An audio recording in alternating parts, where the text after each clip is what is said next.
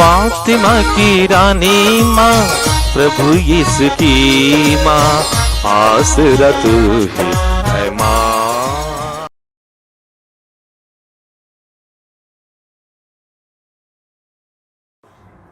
पहला पाठ थिस्सलुनीकियों के नाम संत पौलुस का पहला पत्र, अध्याय 2, पद संख्याएं 1 से 8 तक।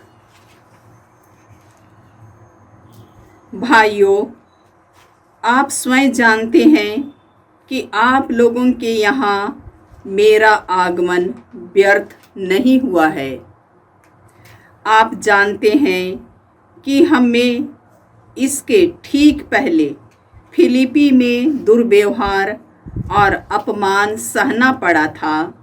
फिर भी हमने ईश्वर पर भरोसा रखकर घोर विरोध का सामना करते हुए निर्भीकता से आप लोगों के बीच सुसमाचार का प्रचार किया। हमारा उपदेश ना तो भ्रम पर आधारित है, ना दूषित अभिप्राय से प्रेरित है और ना उसमें कोई छल कपट है। ईश्वर ने हमें योग्य समझकर सुसमाचार सौंपा है। इसलिए हम मनुष्यों को नहीं, बल्कि हमारा हृदय परखने वाले ईश्वर को प्रसन्न करने के लिए उपदेश देते हैं। आप लोग जानते हैं कि ईश्वर भी इसका साक्षी है कि हमारे मुख से चाटुकारी की बातें कभी नहीं निकली और न हमने लोभ से प्रेरित होकर कुछ किया। हमने मनुष्यों का सम्मान पाने की चेष्टा नहीं की, न आप लोगों का और न दूसरों का। यद्यपि हम मसीह के प्रेरित होने के नाते अपना अधिकार जता सकते थे, उल्टे अपने बच्चों का लालन पालन करने वाली माता की तरह हमने आप लोगों के साथ कोमल व्यवहार किया।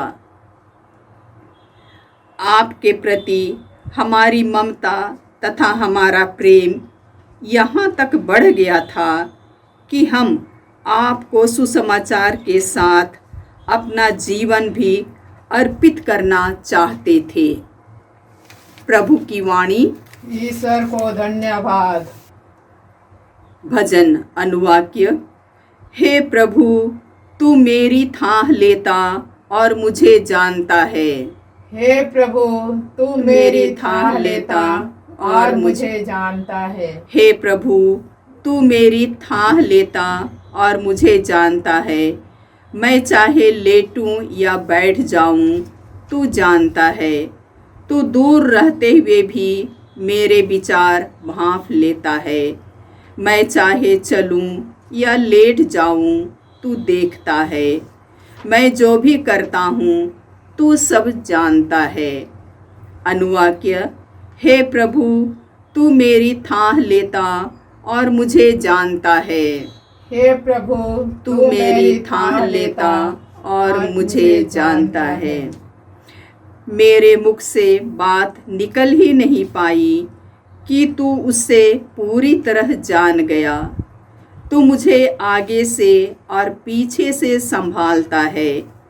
तेरा हाथ मेरी रक्षा करता रहता है। तेरी यह सूक्ष्म दृष्टि मेरी समझ के परे है। यह इतनी गहरी है कि मैं उसकी थाह नहीं ले सकता। अनुवाक्य। हे प्रभु, तू मेरी थाह लेता और मुझे जानता है।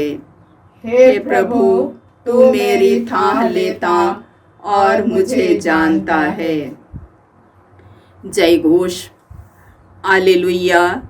ईश्वर का वचन जीवंत और सशक्त है। वह हमारी आत्मा के अंतरतम तक पहुंच जाता है। हालेलुया। प्रभु आप लोगों के साथ हो। और आपकी आत्मा के साथ संतमती के अनुसार प्रभु यीशु ख्रिस्त का पवित्र सुसमाचार। हे प्रभु तेरी महिमा हो।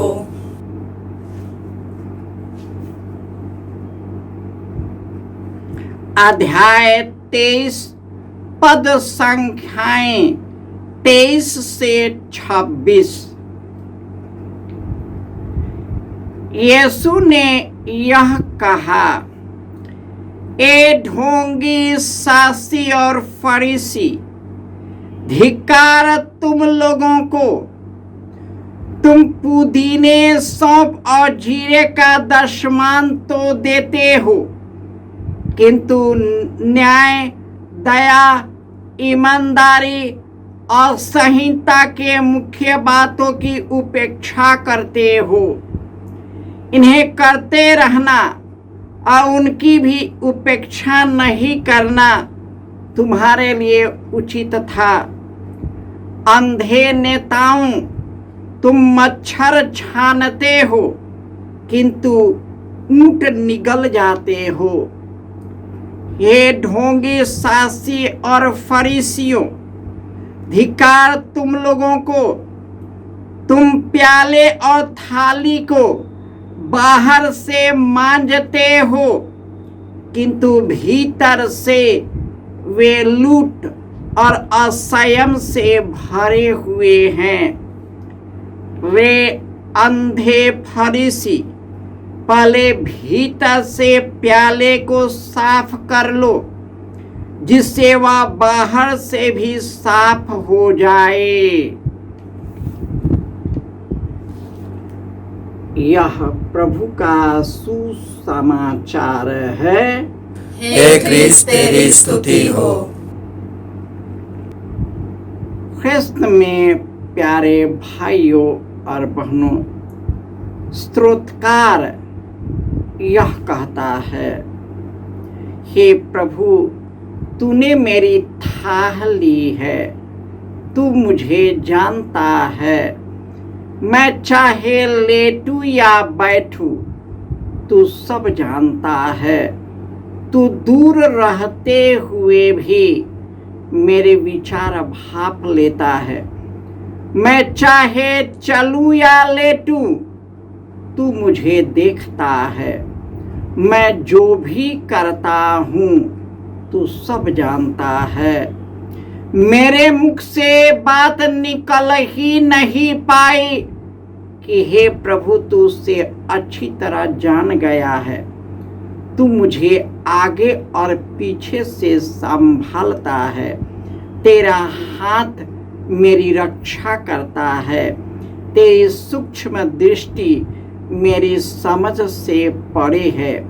वह इतनी गहरी है कि कोई उसका था नहीं ले सकता। प्रभु का प्रेम असीम है, गहरा है, मनुष्य के प्रेम से ऊपर है। आज के पहले पाठ में संत पौलुस कहते हैं कि यीशु के सुसमाचार के लिए मुझे बहुत कष्ट और दुख सहना पड़ा है, फिर भी मैंने उसे नहीं छोड़ा, उसे मैं करता गया। कई बार मुझ पर गलत आरोप लगाया गया, कितनी बार मुझे हवालातों में बंद किया गया, लेकिन उन्होंने मेरी वाणी को बंद नहीं किया, क्योंकि मेरे मुख से जो वचन निकलते हैं वह आत्मा और जीवन है। क्योंकि ईश्वर का वचन जीवंत और सशक्त है। वह दुधारी तलवार से भी तेज है। वह हमारे अंतरतम में पहुंचता है और हमारे हृदय के भावों को प्रकट कर देता है। यही कारण है कि आज के सुसमाचार में प्रभु यीशु शास्त्रियों और फरीसियों को फटकारते हैं। इब्राहिम की संतति जो ईश्वर के मार्ग से भटक गई, कुकर्मों में फंस गई, स्वार्थ और लालच में फंस गया, निर्दोषों का खून बहाने लगा और ईश्वर के नाम पर लोगों पर खून और अत्याचार करना शुरू किया। यही कारण है कि यीशु उन्हें फटकारते हैं, रे ढोंगी और शास्त्री, तुम लोग पुती ही कब्रों के सदृश हो, जो बाहर से तो सुंदर दिखती है परंतु अंदर से मुर्दे का हड्डी और सड़ा गला चीज है और उसकी गंदगी से भरा है। ये तो तुम तो बाहर से धर्मी दिखते हो परंतु तुम पाखंडी हो। यीशु उन्हें फटकारते हैं, धिक्कारते हैं कि तुम नबियों के मकबरे बनाते हो, उनके धर्मात्माओं का स्मारक बनाते हो, परंतु तुम्हारे पुरखों ने ही उन सबों का वध किया है, नबियों की हत्या की है और इस तरह तुम भी लोगों पर अत्याचार करते हो। इस तरह तुम यह गवाही देते हो कि तुम नबियों के हत्यारे की संतान हो। आज ईश्वर हम लोगों को भी फटकारते हैं पाखंडी और अल्प विश्वास के लिए, जो धर्म के नाम पर, ईश्वर के नाम पर अपना लाभ उठाते हैं, कुकर्म करते हैं, लोगों पर भारी जुआ लाद देते हैं। वे खुद अपने से कुछ नहीं करते, लोगों पर लादते हैं, लोगों पर अत्याचार करते हैं। यीशु ऐसे लोगों को फटकारते हैं, मुझे भी फटकारते हैं, क्योंकि हम उनके रास्ते से जब भटक जाते हैं, कुकर्मों में फंस जाते हैं और ढोंगी पना करते हैं। हम तो गिरजे में जाते हैं, सामाजिक रीतियों को मानते हैं, लेकिन हमारा मन, हृदय और आत्मा ईश्वर से कोसों दूर है। प्रभु यीशु कहते, जो मुझे प्यार करता है मेरी आज्ञाओं का पालन करता है और मेरा पिता उसे प्यार करेगा, अब मैं आकर उसमें निवास करूंगा। हम अपने हृदय को शुद्ध करें, आत्मा को शुद्ध करें, अपने शरीर को शुद्ध करें। इस नैसर्गिक दुनिया से ऊपर उठकर एक दूसरे की भलाई करें। ये ईश्वर के वचन को सुनाएं, यीशु के मीठे वचनों को सुनाएं, क्योंकि ईश्वर का वचन, यीशु का वचन आत्मा और जीवन है। वही हमें शुद्ध करता है और ईश्वर की ओर ले जाता है और पवित्र आत्मा सक्रिय रूप से हमारे और आपके बीच कार्य करता है और हमें पूर्णता तक ले जाता है। जय यीशु।